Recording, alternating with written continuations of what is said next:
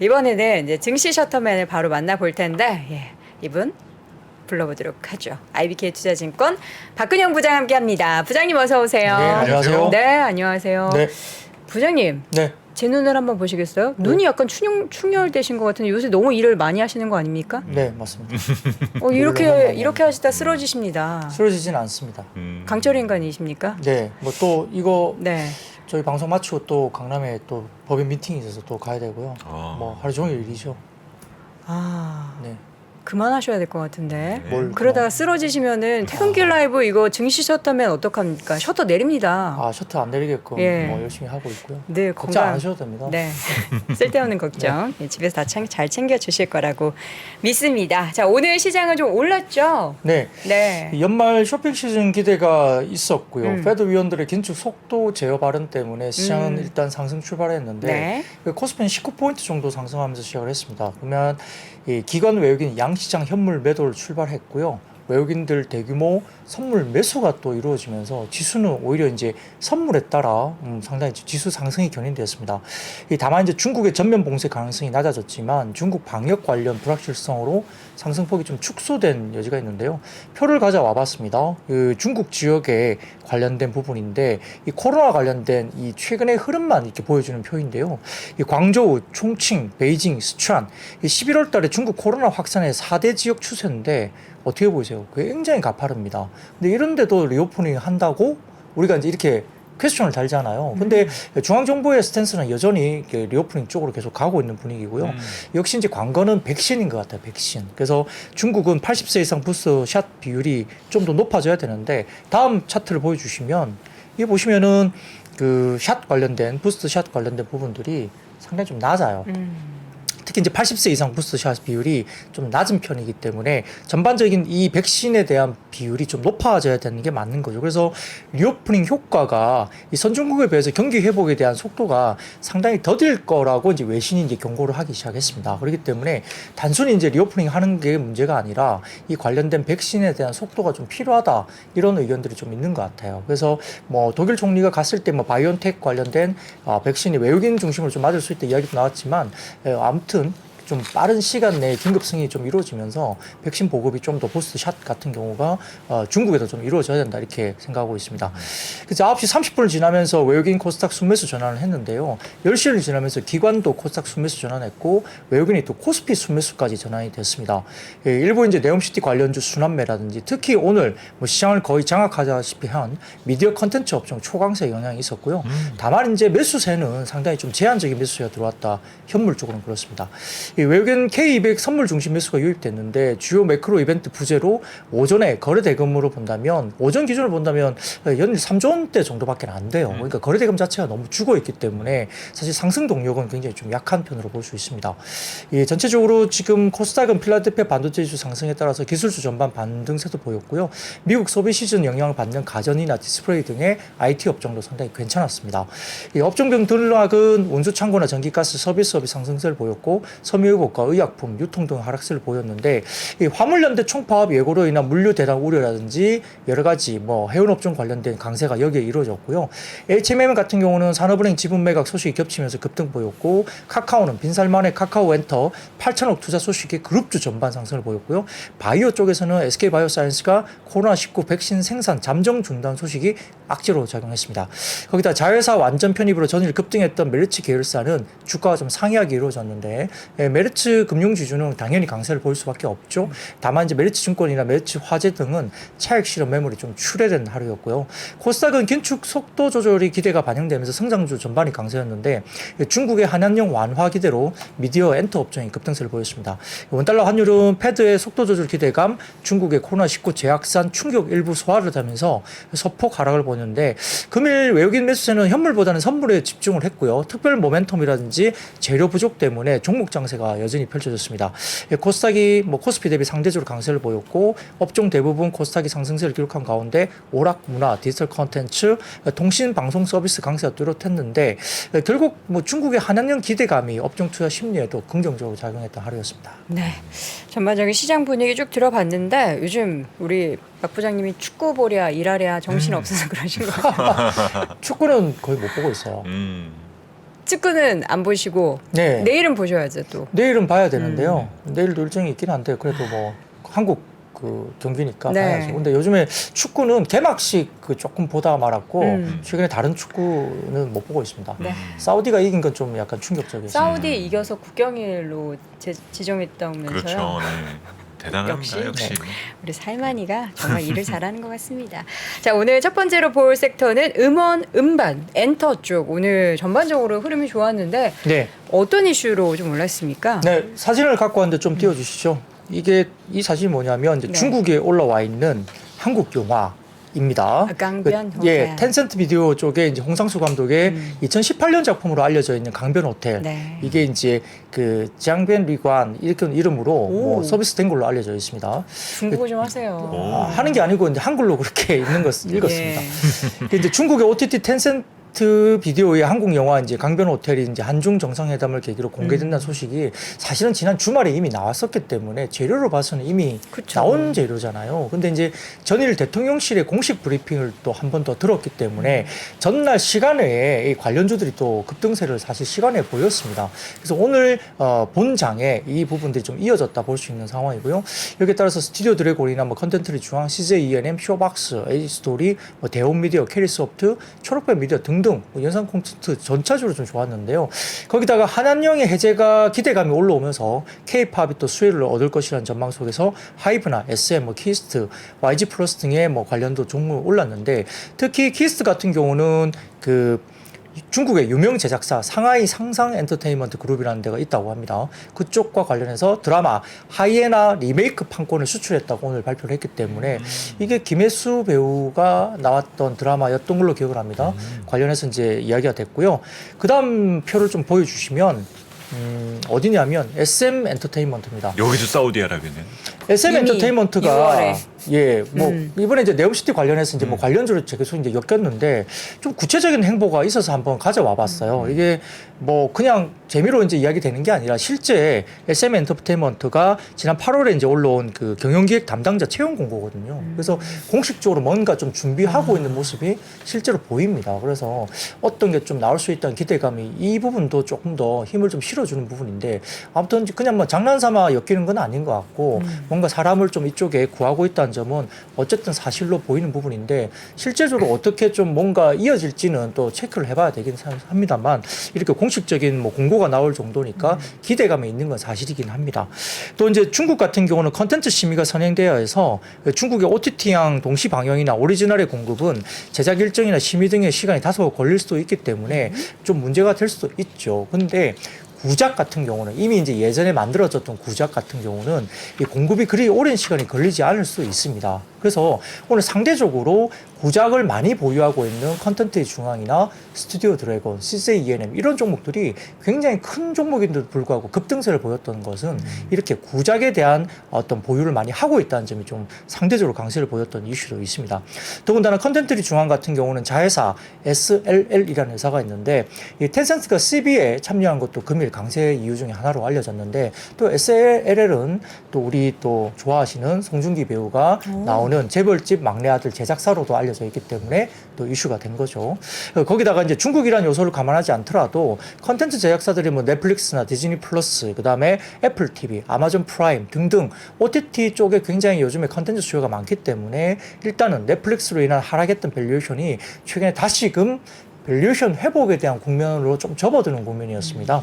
그렇기 때문에 그러한데요. 다만 이제 최근에 보면은 KB증권에서 재미있는 레포트가 나와서 하나 좀 발표를 해봤는데 다음 표를 좀 보여주시면 국내 방송 프로그램 완성품 기준 글로벌 수출 추이를 보면 굉장히 꾸준하게 컨텐츠가 상대적으로 좀 수출이 잘 되고 있습니다. 네. 그래서 상대적으로 이렇게 돼 있는 상황이고요. 다음 표를 보여주시면 국내 방송 프로그램 완성품 기준 중국 수출 추이인데요. 어떻게 보십니까? 그러니까 확 중국이 죽었죠. 확 떨어져도 글로벌 수출이 늘어난 거는 굉장히 네. 고무적인 거잖아요. 네, 중국을 포함한 글로벌 수출이 중국이 저렇게 빠지고 있지만 네. 그 다른 지역으로 굉장히 컨텐츠가 잘 나가고 있다는 거예요. 그쵸. 그래서 그런 부분들인데요. 그 다음 표를 보여주시면은 국내 방송 프로그램 완성품 전체 수출 대비 중국의 수출 비중 추이인데 확 떨어졌다가 조금씩 회복을 합니다. 그래서 여기서 만약에 우리가 생각하는 한한령 관련된 부분들이 굉장히 좀 구체적인 이렇게 좀 뭐라 그럴까 진전이 만약에 있다고 한다면 여기에 중국이 애드업이 되는 거잖아요. 그러니까 그렇게 되면 좀 더 이제 수출이나 이런 것들이 가팔라질 수 있다. 이렇게 이제 기대를 가질 수 있는 부분이 분명히 있는 겁니다. 다만 이제 이번에 그 강변 호텔이 이제 OTT에 이제 중국에서 이제 뭔가 된다는 게 실질적으로 중국 매체의 공식 보도가 없는 상태예요. 거기다가 중국 규제 당국의 설명도 약간 부족한 상태이기 때문에 이 한중회담 계기라기보다는 통상적인 어떤 개방 성격, 그리고 2018년도 작품인데 이미 그게 뭐 좀 통과가 이미 된 거 아니냐, 뭐 이런 식으로 생각한다면 이 기대주 관련된 수혜가 좀 한계가 있을 수 있다. 뭐 주가가 이렇게 막 급등하는 게 좀 한계가 있을 수 있다. 이런 분석도 되고 있기 때문에 무작정 우리가 뭐 한한령이 이제 뭐 완전히 풀린다, 이렇게 완전히 개방된다라고 보고 이렇게 주식을 배팅하기에는 조금 무리가 있어 보인다는 분석도 있습니다. 네. 아직까지는 좀 중국에 대한 기대는 과하다. 네. 네, 그렇게 봐야 될 것 같네요. 네. 또 이어서 이제 우리 시청자분이 또 정보를 주셨어요. 빈살만은 살만은 아들이라는 뜻이라고 해요. 그래서 제가 아까 살만님이라고 했는데 무함마드가 진짜 이름이라고. 예, 알겠습니다. 무함마드, 우리 한마드 동생. 또 웹툰 관련해서는 뭐 어떤 이야기가 있는 거죠? 네, 똑같습니다. 네. 뭐 그냥 사진 가져왔는데요. 뭐 K 컨텐츠를 투자를 이제 사우디도 늘리고 있는 상황입니다. 그래서 이제 무함마드 빈살만 사우디 아라비아 왕세자가 결국은 국부 펀드, 퍼블릭 인베스트먼트, PIF라 불리거든요. 네. 여기하고 그다음에 그 싱가포르 투자청 GIC라고 불리는데 이쪽이 어쨌든 카카오 엔터테인먼트에 대한 대규모 투자 이게 이루어진다 보고 있는 거고요. 1조 원 규모로 이제 알려져 있습니다. 그래서 7, 8천억 정도 가량을 PIF와 그다음에 GIC 이 두 쪽이 이제 시행하는 거고요. 국내 사모펀드 운용사로는 유일하게 이제 H&Q 코리아라는 데가 있는데 1,000억에서 2천억 정도 투자를 하는 걸로 검토 중인 걸로 알려져 있습니다. 투자가 확정된 건 아니에요. 그런 상태인데요. 근데 이제 사우디 국부펀드가 아시겠처럼 그 국내 게임사인 넥슨과 NC소프트의 주요 주주거든요. 그러니까 사우디 관련된 국부펀드가 국내 컨텐츠에 실제로 투자 가능성이 상당히 높게 점쳐지고 있는 모습인데요. 카카오 엔터의 기업 가치를 한 10조에서 12조 정도로 이제 가치 추정을 하고 있다고 알려져 있습니다. 그래서 이런 부분들 때문에 특히 이제 카카오 부분에서 이제 어떻게 보면 이 웹툰 관련된 부분에서, 왜냐하면 카카오 엔터테인먼트의 주력 사업 중에 하나가 웹툰 쪽이거든요. 그러다 보니까 웹툰 관련된 주식들이 오늘 급등세가 굉장히 뒤로졌는데 그 키다리 스튜디오나 뭐 DNC 미디어, 대온 미디어, 뭐 미스터 블루, 카카오 뭐 이런 웹툰 테마가 이제 상당히 좀 강세였는데요. DNC 미디어 같은 경우는 카카오 그룹의 뭐 일정 그룹이 어떤 회사가 DNC 미디어의 주요 주주입니다. 그러다 보니까 상한가를 갔고 그 외에도 키다리 스튜디오도 상한가를 갔고요. 제가 오늘 오전에 또 법인 미팅이 있었는데 또 미스터 블루도 제가 오늘 오전에 또 만났거든요. 일정이 있어서 만나보니까 내년에 또 좀 좋은 그림들이 또 있어요. 에오스 신작도 나오고 그다음에 웹 소설 관련된 법인을 2군데 정도 인수하면서 내년부터 이제 그 웹 소설 관련된 IP를 가지고 또 웹툰을 한 16개 정도 라인업을 가지고 또 웹툰이 또 나온다고 하고요. 뭐 그런 부분들 때문에 좀 기대감을 가질 수 있는 뭐 가격이다 이렇게 볼 수 있습니다.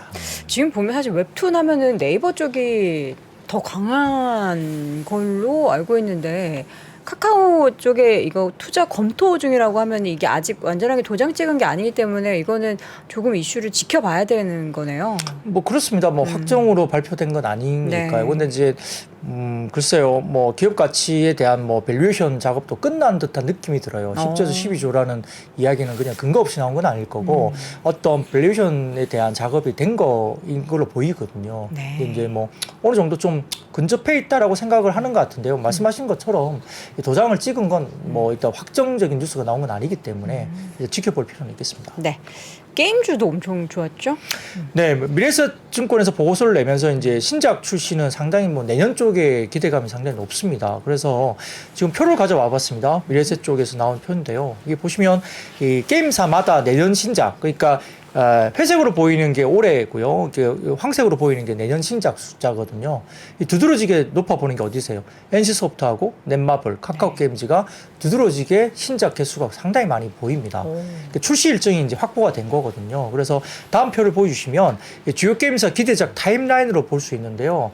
조금 작아서 보이실지 모르겠지만은 그 중에 좀 그냥 보시면은 NC소프트가 내년 상반기, 하반기 상당히 많이 몰려 있어요. 작품 중에. 그리고 넷마블도 좀 많이 몰려 있고 카카오 게임즈도 상당히 내년 상반기부터 많이 몰려 있습니다. 그래서 이제 이렇게 좀 신작에 대한 기대감이 좀 있는 상태이고요. 크래프톤은 TSP, 그다음에 NC소프트는 TL, 카카오 게임즈는 에버소울, RS, 그다음 위메이드는 뭐 나이트크로우나 이미르 뭐 이렇게 대작 출시가 있기 때문에 이와 관련된 부분에서 시총 상위 게임 6개사의 합산 매출액이 내년 성장률이 올해 대비 8.7% 성장 둔화가 됐지만은 내년에는 16% 정도로 올해 대비 성장률이 더블로 늘 걸로 추정이 되면서 신작에 대한 기대감이 좀 있는 상태입니다. 주가도 많이 빠져 있죠. 더군다나 이제 지금 게임사들의 가장 큰 수익성 악화 요인이 결국은 인건비잖아요. 개발자들에 대한 뭐 인건비가 상당히 많이 높아진 상태이기 때문에 이 인건비가 부담스러웠는데 이게 좀 완화될 수 있는 국면으로 갈 수 있다 이렇게 봅니다. 그래서 시총 상위 6개사 연간 인건비 성장률이 2020년도에는 26.7%나 인건비가 늘어났고 2021년도에는 20.3% 그리고 올해는 16.7% 조금 떨어지는 국면을 가는데 내년 같은 경우는 시총 상위 6개 게임사들의 인건비 올라가는 수준이 5.9%로 대폭 떨어집니다. 그러니까 뭐 인건비가 올라가는 수준은 맞는데 그 올라가는 폭이 상당히 많이 떨어지니까 약간 인건비 효율화나 뭐 구조조정 이런 것들도 충분히 조금은 실질적으로 지금 가시화되고 있다 이렇게 보시면 될 것 같고요.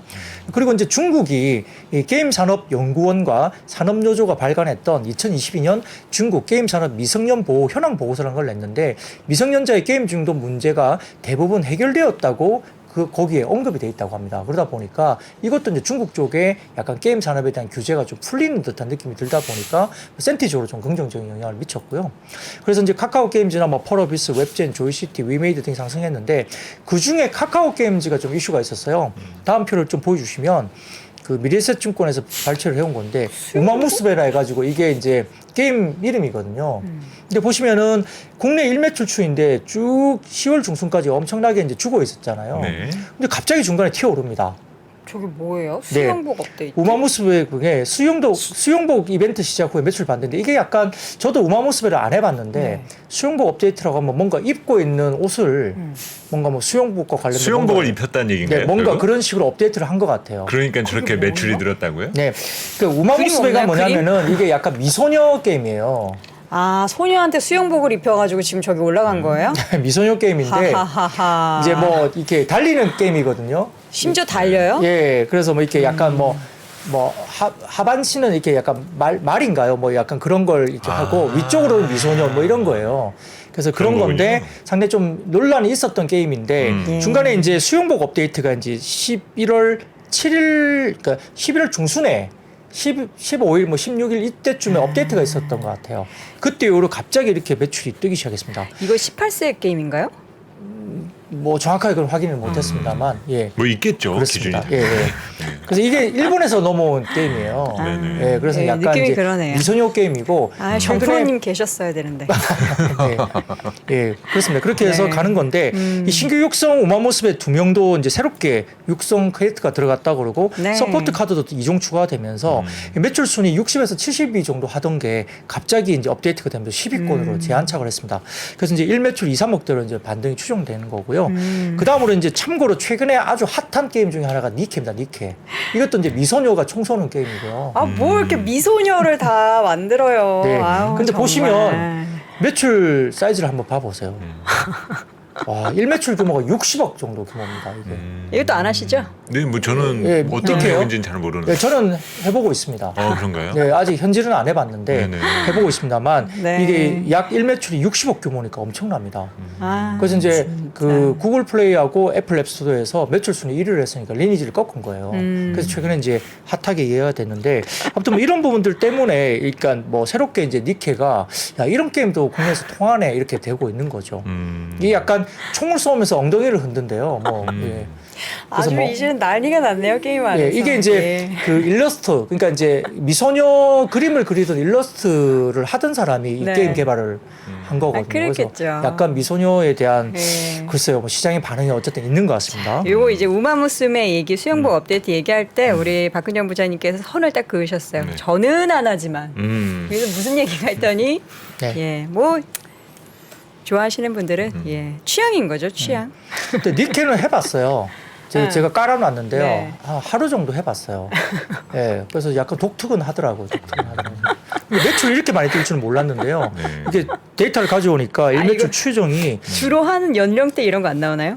있습니다만 그건 안 가져왔습니다. 예. 그런데 이제 그렇게 보면서 어쨌든 새롭게 이제 이런 게임들이 이제 좀 약간 변화가 있는 거죠. 근데 이제 기존의 MMORPG가 가다가 이렇게 좀 약간 새로운 게임의 어떤 분위기, 니케 같은 게임이 이제 1위를 하기 시작하고 매출산에서 그리고 우리가 최근에 보고 있는 피해 거짓 같은 콘솔 게임의 시장이 또 열리고 이게 약간 다양화되고 있는데 실질적으로 대형 콘솔 프랜차이즈인 뭐 콜 오브 듀티라든지 피파, 그다음에 이제 포켓몬스터 이런 쪽의 신작 발매량이 분명히 많아요. 그리고 저도 집에 이제 그 닌텐도 스위치 네네네. 이게 있거든요. 네네. 그래서 이제 포켓몬스터 아이템을 가지고 이제 제가 사고 저도 이제 집에서 둘째랑 이렇게 하고 있는데 네. 뭐 괜찮아요. 그래서 많이 팔리고 있어요. 그래서 그런 부분들을 갖고 있는데요.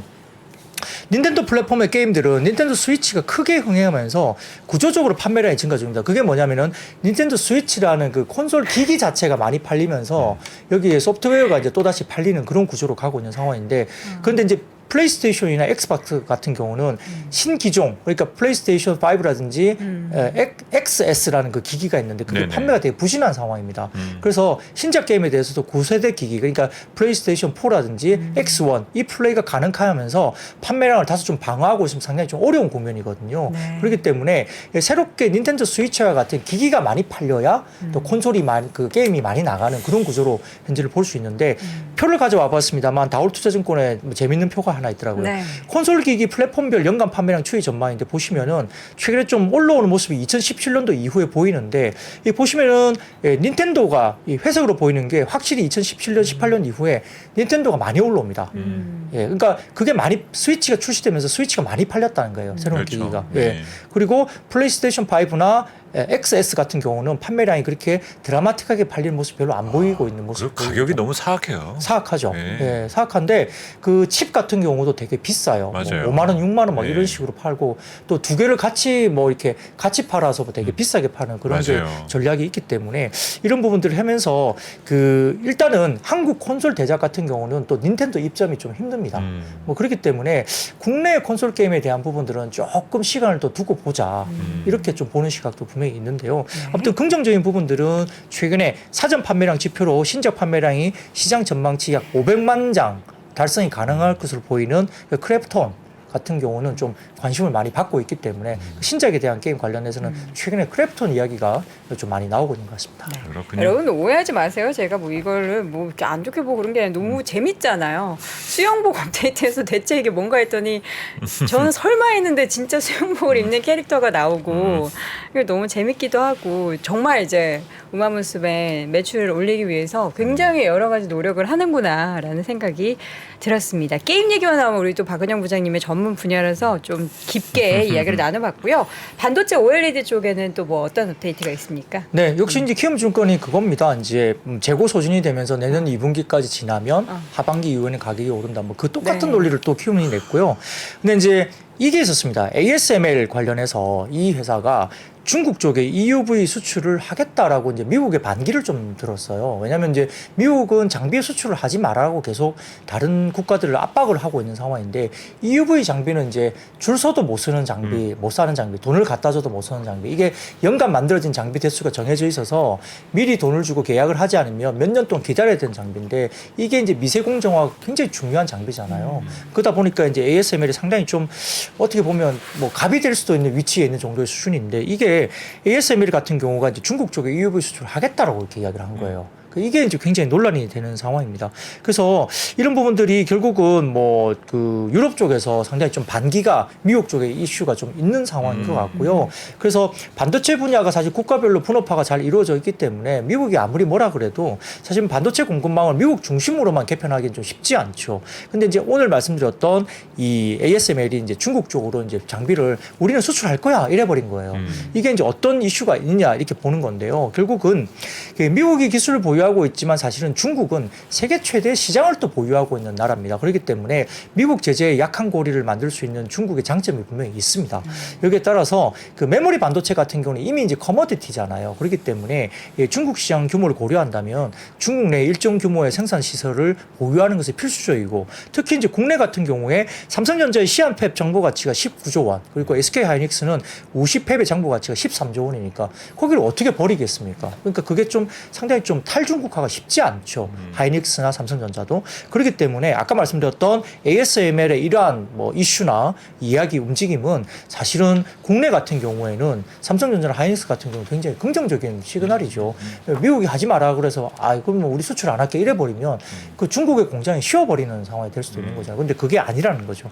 그래서 이런 부분들의 어떤 균형을 잡아야 되는 입장에서는 한국 반도체 입장에서 우리가 뭐 나서서 미국에 반기를 든다기보다는 그런 업체 자체가 반기를 들어서 우리한테는 좀 장비를 반입할 수 있는 좀 긍정적인 환경이 된다는 점에서는 상당히 좀 그래도 다행인 뉴스가 될 수 있습니다.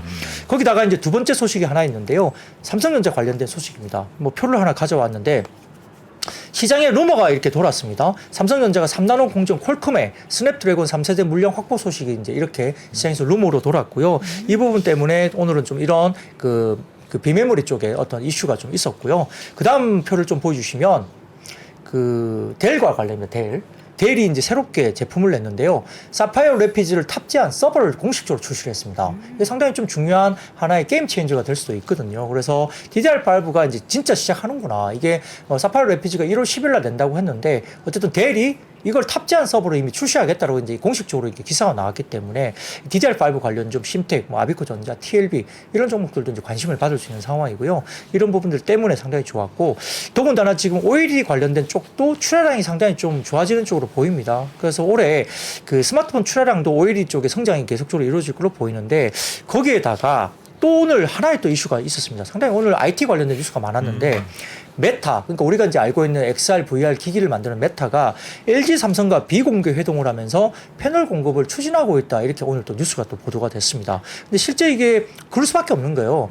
이 메타나 아니면 뭐 우리가 알고 있는 애플도 마찬가지지만 XR, VR 이 기기들은 대부분 다 디스플레이가 달라집니다. 그러니까 LCD 중심이 아니고 이러한 기기들은 대부분 다 OLED인데 그 OLED 중에서도 우리가 알고 있는 올레도스라는 그 디스플레이 그 어떤 그런 그 기술이 들어가야 돼요. 그래서 이 부분 관련해 가지고 LED 디스플레이는 이미 올레도스라는 이름의 디스플레이 양산에 성공을 했다고 알려져 있고요. 삼성 디스플레이도 관련된 마이크로 LED 제품을 개발 중에 있기 때문에 그렇습니다. 자, 이게 사진을 갖고 왔는데 이 올레도스가 뭐냐 이렇게 물어보시면 이 OLED 온 그 실리콘이에요. 그러니까 OLED를 갖다가 기존에 유리기판에 이제 증착을 했거든요. 네. 근데 이 올레도스는 실리콘으로 이제 유리기판을 대체를 해서 실리콘 기반 위에 실리콘 웨이퍼 위에 올레도스를 증착하는 기술입니다. 그 오른쪽에 보시면 이제 그게 어떻게 이제 증착이 이제 착착착 되는지를 보여주는 건데 네. 제일 제일 오른쪽에 이제 실리콘 웨이퍼 쪽 그냥 그걸로 보시면 될 것 같고요. 제일 밑에 깔리는 게 그다음에 이제 밑 위에 뭐 LED가 뭐 OLED가 깔리고 뭐뭐가 깔리고 이렇게 색이 RGB가 깔리고 이런 식으로 이제 기술이 되는 거거든요. 여기서부터 시작인 거죠? 네, 왼쪽이 이제 제일 위에 있는 거고요. 오른쪽이 제일 밑에 깔리는 네. 그 실리콘 웨이퍼 쪽으로 보시면 RGB가 깔리고 그 밑에 뭐가 깔리고 또 뭐 광원이 깔리고 이렇게 가는 거거든요. 제가 뭐 기술적인 부분을 설명은 좀 어렵지만 저런 도식으로 이제 올레도스 테크놀로지가 이제 설명이 될 수 있는데 뭐가 다른 거예요? 기존의 유리기판과 실리콘 기판으로 뭐 하면. 이제 기술적으로 이게 좀 더 밝다고 해요. 밝다고요? 예, 밝기도 그렇고 약간 진일보된 어떤 그런 디스플레이 기술로 보입니다. 실리콘이니까 유리는 깨지고 실리콘 안 깨지나요?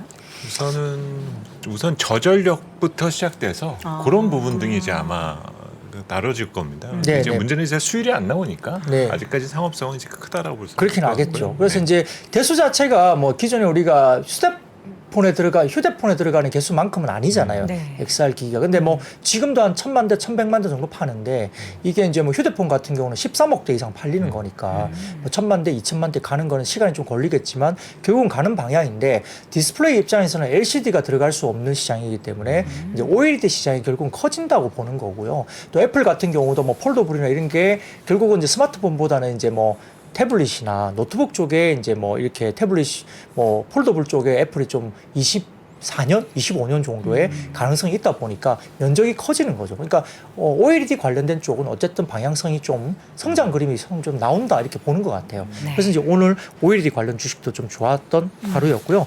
이게 상당히 좀 어려운 기술인데 어쨌든 올레도스 시장에 대한 전망이 있기 때문에 이 올레도스가 수율이 나오면서 물량이 많아지는 쪽에서는 OLED 관련된 소재 업장이라든지 이런 쪽은 좀 지켜볼 필요는 있겠습니다. 네.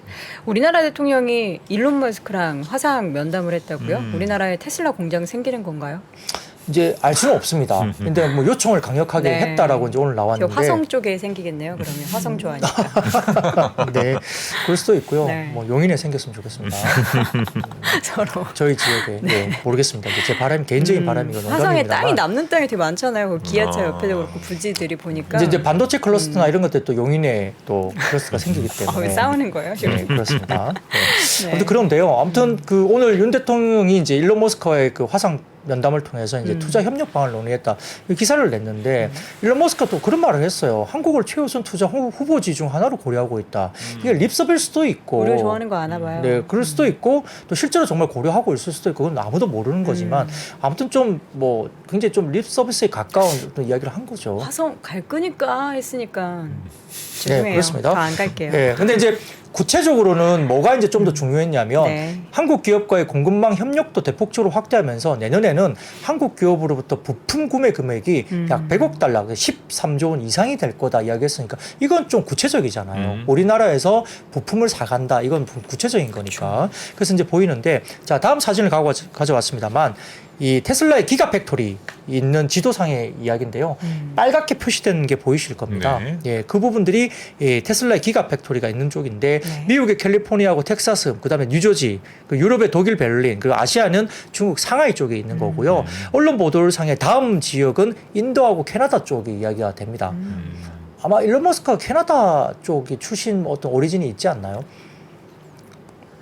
일론 머스크가 아마 네. 그런 걸로 제가 알고 있습니다. 그래서 캐나다 쪽도 유력하게 지금 이야기가 되고 있는 상황인데 아무튼 뭐 한국을 또 유력한 후보지 중에 하나로 고려하고 있다 이렇게 오늘 말을 했기 때문에 기대감이 있었고요. 그래서 기존에 이제 센트럴 모텍이라는 또 회사가 있어요. 국내 상장사 중에 이 회사가 이제 사실은 말씀드렸던 그 알루미늄 컨트롤 암을 테슬라에 독점 공급하고 있는 회사이기 때문에 오늘 상한가에 장중에 갔었거든요. 이 부분 때문에 센트럴 모텍이 좀 부각을 나타냈고요. 그래도 스페이스 X와 관련된 부분에서도 뭐 캔코아 에어로스페이스 같은 경우도 좀 이제 부각을 좀 받았던 뭐 그런 스페이스 X 관련해서 같이 받았고요. 그 외에도 뭐 HYDCT 그다음에 필 옵틱스, 웨이크론 한텍, 나라 M&D, 뭐 S트래픽, 뭐 DIC 등등 2차 전지나 뭐 전기차 관련된 아주 개별 종목들도 이 테마성에 편승하면서 수급이 좀 쏠렸습니다. 네. 캐나다 국적을 가지고 있네요. 지금 보니까 뭐 미국, 캐나다, 그리고 남아프리카 공화국 국적도 가지고 있으면서 3중 국적이래요. 국적 어떻게 3개나 가지고 있죠? 그러게요. 이게 가능한지 세금도 많이 낼 것 같은데. 자, 이어서는 철강도 오늘 좀 올랐습니까? 네, 이제 최근에 항상 이제 철강의 기준은 중국의 경기에 대한 부분들이 네. 명확하게 선행이 돼야 되는 게 분명히 맞습니다. 근데 키움증권이 보고서를 통해서 이제 철강과 비철 금속 업황이 1분기 단기 반등 후에 약세를 지속했지만 11월 들면서 이제 어쨌든 중국은 상당히 방역 완화 쪽으로 가고 있죠. 그리고 미국의 10월 CPI 하락이나 달러 약세 이 부분들 때문에 관련된 섹터가 반등을 시도하고 있다 이렇게 밝혔습니다. 분석 자료를 그렇게 내용을 냈는데요. 단기적인 업황 부진은 분명히 있습니다만 그럼에도 불구하고 하반기 주가가 개선된 이익 체력 대비 과도한 저평가 상태다 이렇게 키우면서 이제 리포팅을 한 겁니다. 그래서 중국의 경기 모멘텀이 올해 2분기를 바닥으로 완만한 회복세에 이제 진입하는 사이클이기 때문에 아마 남아 있는 건 위안화 강세가 철강 비철 가격 상승 반전에 1차 시그널이 될 가능성이 높다. 그래서 이 위안화 강세를 굉장히 중요한 변수로 삼았습니다. 이 표를 가져와 봤는데요. 키움증권의 오늘 그 분석 자료의 핵심적인 어떤 차트입니다. 그래서 중국의 GDP 성장률과 비철 금속의 사이클인데 이 보시면은 이 빨갛게 이렇게 왔다 갔다 하다가 부양 전환이 이제 작년 연말에 진행됐고 올해 이제 3분기 접어들면서 부양 강화 쪽으로 확실히 돌아서는 느낌이 확실히 든다. 다음 사이클의 끝이라 보는 것 같고요. 그 다음에 이제 내년 접어들면서 업사이클로 접어드는 초입이 아니냐 이렇게 분석을 했고요. 오른쪽에 보시면은 LME 구리 가격이라든지 위안화 환율의 상관관계인데 결국은 위안화가 강세로 돌아가면 비철 금속 가격이 상승세로 접어드는 추세가 있더라 이렇게 분석을 하면서 위안화가 어쨌든 최근에 7.3위안까지 이렇게 떨어졌는데 이게 이제 고개를 드는 쪽으로 강세 방향으로 좀 트는 국면에서 아마 비철 금속 가격이 상승세로 좀 접어들지 않겠느냐 이렇게 이제 도면화해서 차트화해서 이렇게 보여주는 이 자료를 냈습니다. 그래서 이렇게 분석 자료를 내면서 철강업종 강세를 좀 이끌었다 볼 수 있습니다. 네. 자, 이어서는 메타버스. 오늘 메타버스 테마도 좀 좋았나 봐요. 네, 뭐 결국은 이제 이거는 이제 뉴스에 따른 그냥 단기적인 테마성 움직임인데요. 과학기술정보통신부가 박윤규 제2차관 주재로 메타버스 관련 부처와 민간 전문가 등이 참석하는 메타버스 경제 활성화 민간 TF 이에 개최됐다고 합니다. 그래서 메타버스 관련된 윤리 원칙이라든지 메타버스 규제 개선 로드맵 2.0 추진 상황을 공유하고 토론회를 했다 이렇게 이야기 나오는데요. 사실 좀 약간 먼 거리감도 있어요. 네. 사실 메타 같은 경우도 메타버스에 대한 실패라 그럴까요? 이 부분을 조금 약간 인정하는 분위기잖아요. 인력 감원도 엄청나게 메타가 많이 하고 있는 상황이라 메타버스 사업이 과연 이제 돈이 될 것이냐 이 부분은 상당히 좀 어려운 이야기일 수 있습니다. 단기적으로는 그렇습니다. 그래서 긴 상황에서 어떻게 갈지 모르겠으나 단기적으로는 조금 이렇게 돈을 벌 수 없는 사업이 아직은 좀 그런 인식이 강하기 때문에 이 메타버스 관련 주가가 어떻게 오를 것인가에 대한 연속성은 좀 저희가 좀 보수적으로 좀 봐야 된다 이렇게 볼 수 있는데 다만 이제 SK텔레콤도 메타버스 플랫폼 이 프렌드가 북미나 유럽, 중동 등의 세계 모드로 본격 진출한다는 소식을 전했습니다. SK텔레콤이 이것도 이제 오늘 뉴스 플로우가 되면서 다소 조금은 단기적인 어떤 수급으로 주가들이 관련된 MBT나 MP, 자이언트 스텝, 뉴플렉스 등의 테마성 움직임이 좀 있었다 볼 수 있습니다. 네. 이어서는 폴더블폰 관련주도 올랐어요.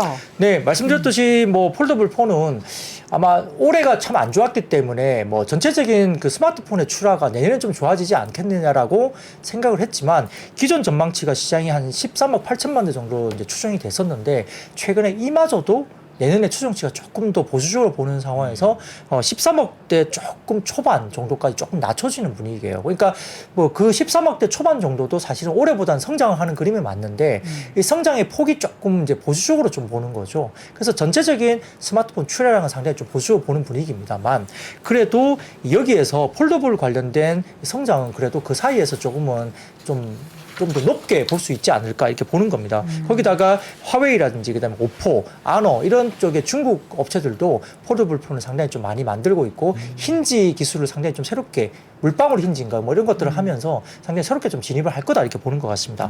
그래서 예상 밖에 뭐 후진한 수요가 있었지만은 그래도 올해 삼성전자의 폴더블 폰 점유율이 한 77% 정도 되거든요.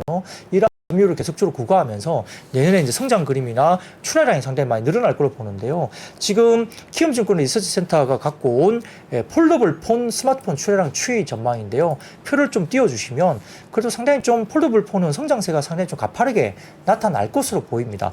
뭐 올해 아까 말씀드렸던 뭐 전망치가 뭐 1,500만 대 정도 수준 정도 올라오는데 내년 같은 경우에는 이후에 올라오면서 2,000만 대, 2,500만 대까지 좀 전망치가 상당히 좀 공격적으로 제시되고 있거든요. 그래서 올해는 전망치가 1,560만 대고요. 그다음 내년 같은 경우는 2,580만 대. 폴더블 폰의 성장은 전체적인 스마트폰 성장을 훨씬 뛰어넘는 성장세가 있다. 그 속에 있다는 거죠. 그래서 관련된 쪽이 오늘 뭐 알고 계신 폴더블 폰 관련된 종목들이 조금은 좀 뭐랄까 아주 좀 뜸하다가 오늘 좀 새롭게 좀 올라왔다 볼 수 있겠습니다. 네. 과연 삼성 폴더블 폰의 경쟁자가 누군지 궁금하네요. 저는 본 적이 별로 없거든요. 애플. 애플? 애플도 폴더블 폰 나온다고 막 그런. 그러니까 나온다라는 얘기만 있고 사실 네. 실제 지금 경쟁자는 없는 상황이잖아요. 그쵸. 네. 근데 저도 이제 뭐 기술은 정확하게 모르는데요. 네네. 이 힌지가 되게 중요하대요. 그렇죠. 잘 전문적인 힌지 안 힌지. 네. 네, 뭐 그런데 너무 눈으로 욕하시네요. 네. 근데 이제 중국의 그 폴더블 폰 같은 경우는 뭐 다 그렇지 않은지는 모르겠지만 일부 이제 뭐 저희가 다른 쪽에 동영상이나 이런 걸 뭐 중국 네. 관련된 폰을 보면 이렇게 각도를 세웠을 때 이거 힘을 못 받고 그냥 뭐 이렇게 들어눕거나 이렇게 그게 된대요. 그러니까 한국의 힌지 기술이 아직도 좀 굉장히 강력하다는 게 그러니까요. 어느 각도로 세웠을 때 이게 딱 그 고정이 되잖아요. 뭐 네. 45도를 세우든 60도를 세우든 20도를 세우든 이 고정되는 그런 힌지 기술이 네. 있는데 이 중국의 힌지 기술이 이렇게 어설프게 세우면 이게 그냥 누워버리는 그 힌지 기술이 좀 아직 딸리는 거죠. 그러니까요. 예, 그래서 물방울 뭐 힌지를 해서 뭐 그게 뭐 듀얼 힌지에서 뭐 이렇게 뭐 바뀐다 뭐 기술 이야기 말이 많잖아요. 근데 그렇죠. 그 힌지 기술이 되게 중요하고요. 또 한국의 스마트폰을 보면 이 힌지가 접히는 부분을 보면은 딱 안 달라붙어 있어요. 네네 그렇죠. 힌지가 살짝 떠 있거든요. 그리고 그게 또 기술적인 이유가 있다고 합니다. 그게 이제 중국은 딱 달라붙어 있거든요. 네. 그래서 이제 그게 뭐 어떤 기술적인 부분에서 뭐 힘을 못 받고 그냥 약간 이렇게 기울었을 때 그냥 힘을 못 받고 누워버린다거나 힌지 기술에 그게 아직 못 따라온 이유가 있다고 이야기 들리는데 뭐 그런 것들은 확실히 기술적인 격차가 있다는 거죠. 이게 보면 힌지 부분이 많이 접었다 폈다 하면 여기에 또 약간 우글거리거나 네네네. 부서지는 경우도 있더라고요. 그래서 그런 조금씩 것들도. 그게 개선되어 가고 있는 음. 과정에 있는데 네. 사실 이제 그 속도가 더 빨라지려면 사실 경쟁자가 있어야 되거든요. 네. 그래야지 서로 투자도 많이 하고 그쵸. 이렇게 되는데 지금은 삼성의 경쟁자는 전작폰이 경쟁자이다 그쵸. 보니까 독보적으로 아무래도 혼자하고 그 있으니까. 발전 속도가 조금 더뎌서 아까 그 판매량 추이도 보게 되면 네. 좀 그런 부분에서 좀 추가가 될 것 같아요. 애플이 그럼 빨리 좀 움직이라고 할까요? 전화 좀 해야 될 것 네, 같은데. 한번 잠깐 들려서 얘기 좀 해야 될 것 같습니다. 그러니까 빨리 해서 우리나라 기술이 이렇게 바짝 더 올라갈 수 있도록 노력을 해 봐야겠습니다. 근데 이제 뭐 폴더블이라고 하면 우리가 이제 순수하게 한 장이 완전히 접히는 건 아니잖아요. 네네네. 현재 기술로는 두 장을 놓고 그다음 중간에 힌지가 잡아줘서 이제 연결을 해서 이제 그쵸. 접히는 거거든요. 네. 그리고 그러면 가운데를 두 장을 접는데 가운데를 어떻게 이게 자연스럽게 이어져? 그는 이제 그 프로그램의 어떤 성격을 빌려서 가운데가 이제 뭐 이 접히는 부분들이 이제 뭐랄까 이렇게 뭐 표현될 수 있도록 이렇게 네. 기술을 접목한 거거든요. 그러니까 순수하게 한 장을 딱 놓고 접는 게 아니에요. 두 장을 놓고 가운데 힌지로 사실은 이어 놓은 거거든요. 네. 근데 가운데는 프로그램에 의해서 이제 그거를 자연스럽게 이어지는 그게 보일 수 있도록 하는 기술인데 뭐 그런 부분들이 나중에 이제 이어지면 뭐 그게 이제 슬라이드로 형식으로 가든지 롤러볼 그렇죠. 이런 식으로 가면 이제 예, 네네. 그런 거는 이제 뭐 이어 붙인 게 아니고 실질적으로 정말 한 장을 갖고 뭐 둘둘 말다든지 이제 이런 LG 쪽으로 가는 거기 디스플레이에서는 때문에 이렇게 쫙 늘어나는 그러니까요. 디스플레이도 네네. 만들었는데요. 뭐. 그러니까 약간 좀 기술적인 진화가 그러니까 현재 폴더블은 사실은 한 장을 접는 건 아니잖아요. 예, 그건 갑자기 좀 LG 폰이 그립네요. 왜요? 그냥 갑자기 좀 생각이 났어요. 어떤 그러니까 LG LG? 폰이 가끔 보면은 혁신적인 제품을 그쵸. 좀 깨는 네. 제품들을 내놓긴 맞아요. 했었잖아요. 근데 LG가 이제 안 만들어가지고 항상 이제 실수였던 게 마케팅이 좀 안 좋아서. 그러니까 진짜 네. 좋은 거 다 하고 막 예전에 갑자기 오디오 뱅앤올루스랑 맞아요. 콜라보한다 그래가지고 네. 와 진짜 그래서 대단하다는 그런 부분이 좀 아쉬움이 남습니다. 폴더블 폰을 볼 때마다. 네, 그렇죠. 네. 근데 이제 휴대폰이 이제 접히거나 뭐 말리거나 롤러블이 되거나 이게 중요한 게 뭔가 하나를 대체하는 거예요. 그러니까 PC도 보면 예를 들어서 뭐 태블릿이 나와가지고 뭐 PC 같은 것도 안 팔리기 시작하잖아요. 그러니까 뭔가를 그러니까 화면 크기가 뭔가 달라지면서 뭔가를 대체하는 거가 되는 거거든요. 그러니까 우리가 뭐 모르겠습니다. 노트북도 뭐 이렇게 접는 뭔가가 나오면 그쵸. 뭔가를 또 대체하겠죠. 맞아요. 화면 크기가 그죠. 네. 그렇게 IT 기계 혁신이 나오면 이제 기존 게 안 팔리기 시작하고 그쪽으로 확 쏠려버리는 시대가 되는 거죠. 네, 예. 알겠습니다. 자 마지막으로는 오늘 이거 도심 항공교통을 날렸는데 이게 사람이 타서 움직인 건가요? 보니까 약간 기체 혼자 움직이는 것 같은 사진만 있어서. 네, 뭐 UAM 관련된 이야기인데요. 네. 뭐 국토교통부가 김포 그 아라마리나에서 그 UAM 관련된 네. 비행 시연 행사를 개최했는데 제가 듣기로는 탄 걸로 알고 있습니다. 탔어요. 근데 저는 사진을 그렇군요. 보니까 네네네. 뜨기 전에는 누군가 타서 사진을 찍었는데요. 그 네. 엄영수 이창원님이 근데 떠서 있는 거 중에서는 사람이 안 보여가지고. 글쎄요, 모르겠습니다. 어쨌든 뭐 기체 두 기를 비행을 실제로 시연했다 이렇게 나오는데 네. 뭐 탔다 안 탔다 그건 제가 확인을 못했습니다만 어쨌든 뭐 이 시연 행사를 하면서 이제 탔다고 알려져 있는데요. 네네. 제가 뭐 행사를 정확하게 확인을 못 그렇죠. 해봤습니다. 직접 못 가셨죠. 네네. 예. 그래서 그래서? 뭐 그것 때문에 네. 관련된 뭐 UAM 관련된 종목들이 오늘 조금 주목을 받았는데요. 그래도 이제 이게 사실은 우리가 이제 뭐 한강에서 이제 수상 택시 같은 것도 있었잖아요. 망했죠. 예, 예. 근데 이제 그게 UAM이 이제 어떻게 될지는 한번 좀 지켜봐야 될 것 같고요. 우리도 이제 그게 실제 사용을 정말 많이 할까 이 부분도 단기적으로는 아니겠죠. 네. 지금 사우디에 한화 쪽에서 UAM이랑 태양광 쪽 러브콜 했다고 하는데 이런 것들이 계속 이슈가 나오면 한화그룹 쪽에서 열심히 하고 있으니까 또 이쪽에 좀 이야기가 나올 수도 있겠네요. 뭐 사실은 뭐 방향을 가지고 하는 쪽이니까 뭐 그런 시대는 오긴 올 것 같습니다. 네. 시대가 올 것 같은데 사실은 물량이잖아요. 이게 뭐 그냥 스팟으로 그냥 정말 필요한 몇 명이 잠깐 쓰는 거면 이게 뭐 어떤 기업에 미치는 영향이 클까요? 그러지는 않겠죠. 그쵸. 있지만 그게 뭐 몇 대 안 되면 그게 사실은 뭐 주가 측면에서는 별로 의미가 없을 수도 있는 거거든요. 있긴 있지만 수상 택시도 있다가 뭐 없어 뭐 그쵸. 그렇게 사라지듯이 있지만 몇 명 사용 안 하면 의미가 없는 거죠. 맞아요. 그러니까 그게 이제 정말 대중화가 될 수 있을까? 그리고 이 날아다니는 거니까 뭐 이렇게 하늘에서 뭔가의 또 규정도 굉장히 중요할 거예요. 그리고 뭐 오고 가면서 어떻게 맞아요. 이걸 규정을 부딪힐 할 수도 것인지. 있고. 그러니까 맞아요. 결국은 이 규제에 대한 법안이 사실 법안 규제가 먼저 완화가 되고 그게 정비가 먼저 돼야 되거든요. 기계가 하드웨어적인 부분이 날아다니는 걸 떠나서 기본적인 법안이나 규제가 될 수 있는 규제가 좀 풀려야 되는 거죠. 자율주행도 마찬가지고요. 국내에서 뭐 사람이 없는 로보택시가 다니는데 그 규제가 이제 없어지고 뭔가가 정비가 돼야만이 그 다음에 뭐 하드웨어적인 부분들이 다니고 이런 게 생기기 때문에 그런 어떤 법안적인 부분들이 먼저 뭔가가 빨리 진행이 돼야지 대중화될 수 있습니다. 우리나라는 그 한강으로 가는 게 굉장히 또 물리적으로 좀 먼 것 같아요. 뭐 이게 미국의 뭐 뉴욕의 허드슨강 근처나 그렇죠. 파리의 세네강 근처 보면은 바로 앞이잖아요. 그래서 네네네. 거기는 페리도 많고 이런데 우리는 그렇지가 않아서 네. 지금 길 정말 많이 막힐 때 그렇게 배 타고서 왔다 갔다 할 수 있으면 너무 좋겠다는 생각이 드는데 맞습니다. 그런 날이 좀 다시 빨리 왔으면 좋겠습니다. 자, 오늘도 정말 꼼꼼하게 정리 잘 해주셨고요. 오늘 댓글 중에 가장 인상 깊었던 게 우리 박근영 부장님이 자료 하나 보겠습니다 하고 수십 장 띄운다고 그만큼 열심히 늘 준비해 주시는 박근영 부장님 오늘 열심히 또 수고 많아 주셨습니다. 증시 셔터맨 IBK 투자증권 박근영 부장 함께했습니다. 고맙습니다. 네, 감사합니다. 수고하셨습니다. 보시면 이제 여기 다이어리가 떡상내드. 다이어리가 들어 있습니다. 작년에 다이어리를 출시해 여러분과 함께 모은 다이어리 판매금을 청소년의 자립을 지원하는 데 전액 기부했었는데요. 올해도 2023년 다이어리와 함께 따뜻한 연말을 만들어 보려 합니다. 3프로TV 다이어리와 2023년의 시작을 이웃과 함께 나눠보시기 바랍니다. 자세한 구매 방법은 영상 하단 댓글을 확인해 주십시오.